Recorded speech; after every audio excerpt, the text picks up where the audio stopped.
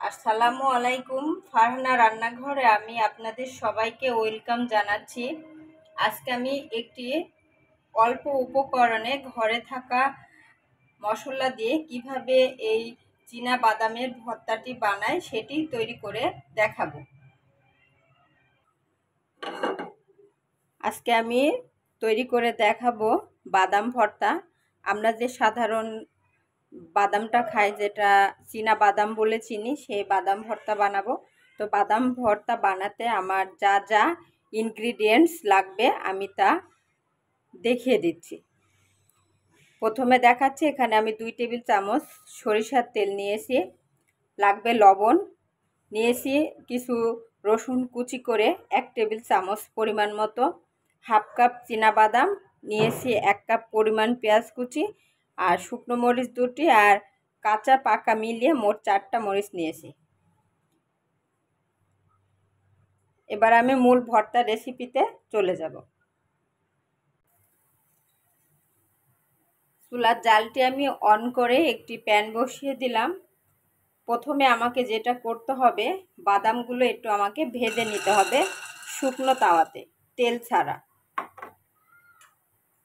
শুধু হালকা একটু ভেজে নেব।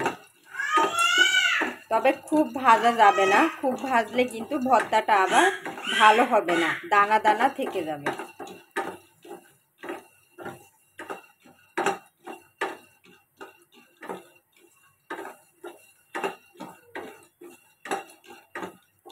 এমনভাবে বাদামগুলো ভেজে নিতে হবে যেন কাঁচা ভাবটা চলে যায় এবং শুধুও যেন খাওয়া যায়, সেই রকমভাবে।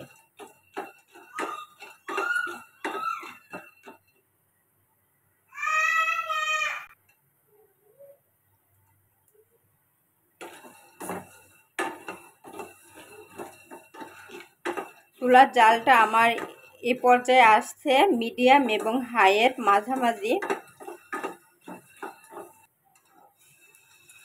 তাওয়াটি ধরে আমি একটু এভাবে ঝাঁকিয়ে নিব। আপনারা দেখে বুঝতে পারছেন আমি কিভাবে বাদামগুলো ভেজে নিচ্ছি, একটু লক্ষ্য করে দেখুন।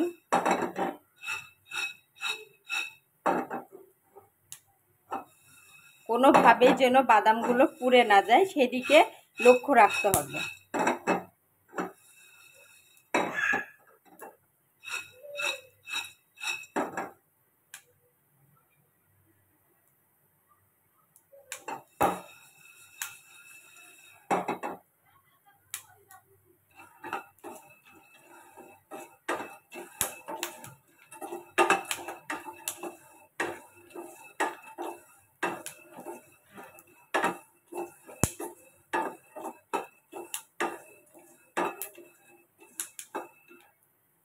বাদামগুলো ভাজা হয়েছে বোঝার একটি উপায় হচ্ছে, যখন বাদামগুলো ভাজা হয়ে যাবে তখন কিন্তু রান্নাঘরে একটি বাদামের অ্যারোমা বের হবে, মানে ঘ্রাণ বের হবে, তখনই বুঝে নিতে হবে যে বাদামগুলো ভাজা হয়ে গেছে।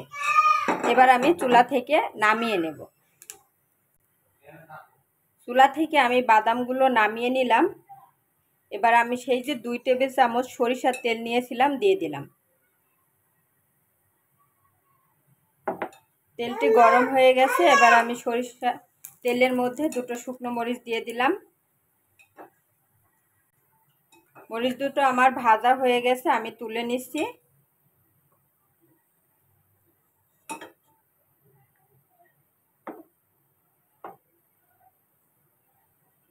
এবার দিয়ে দিব সেই কাঁচা মরিচ দুটো।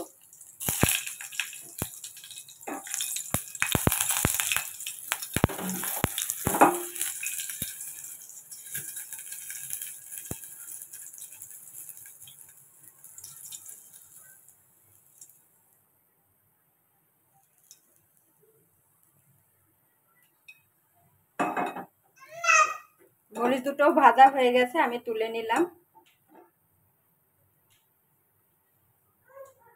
এবার দিয়ে দিব রসুন কুচি, দিয়ে দেব পেঁয়াজ কুচি।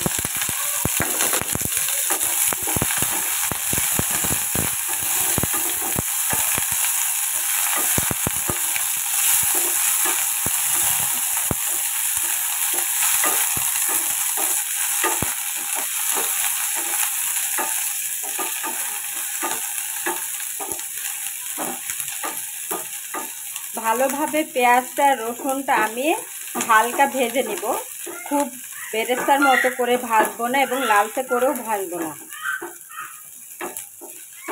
জাস্ট পেঁয়াজটা রসুনটা আমি নরম করে নেব। পেঁয়াজ আর রসুন আমার ভেজে নেওয়া হয়ে গেছে। আপনারা দেখে বুঝতে পারছেন আমি কিভাবে পেঁয়াজ আর রসুনগুলো ভেজে নিলাম। আমি আগেই বলেছি পেঁয়াজ আর রসুন খুব লালচে করে আমি ভাজবো না, জাস্ট একটু নরম করে নিব। তো আমার পেঁয়াজ আর রসুন ভাজা হয়ে গেছে, আমি চুলার জালটি অফ করে দিলাম।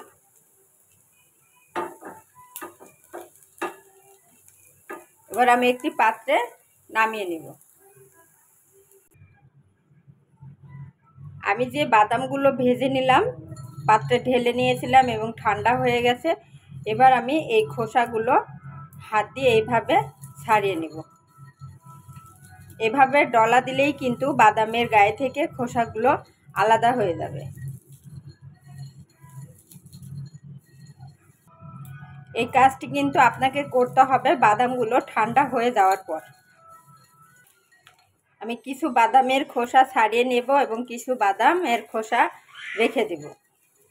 বাদামগুলো আমার খোসা ছাড়ানো হয়ে গেছে। আমি 3 ভাগ বাদাম খোসা ছাড়িয়ে নিয়েছি আর 1 ভাগ বাদাম আমি খোসা রেখে দিয়েছি। এবার আমি এই বাদামগুলো আর ওই যে পেঁয়াজ মরিচ ভেজে নিয়েছি সেগুলো আমি এখন পাটায় বেটে ভর্তাটি বানাবো। আপনারা যদি চান তো গ্রাইন্ডারেও ভর্তাটি বানাতে পারেন, তবে পাটায় বানালে ভর্তার যে স্বাদটা পাওয়া যায় আমার কাছে মনে হয় গ্রাইন্ডারে সেই স্বাদটা আসে না। তা আমি সচরাচর যে কোনো ভর্তা আমি পাটায় বেটে বানানোরই চেষ্টা করি।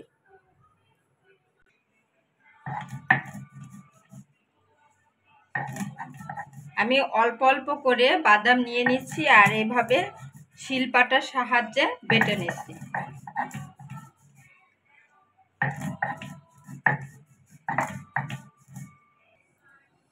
পাটাই থেকে আমি বেটে তুলে নিয়ে এইভাবে হাতের সাহায্যে আমি গোল গোল করে নিয়েছি এটি সৌন্দর্য দেখার জন্য।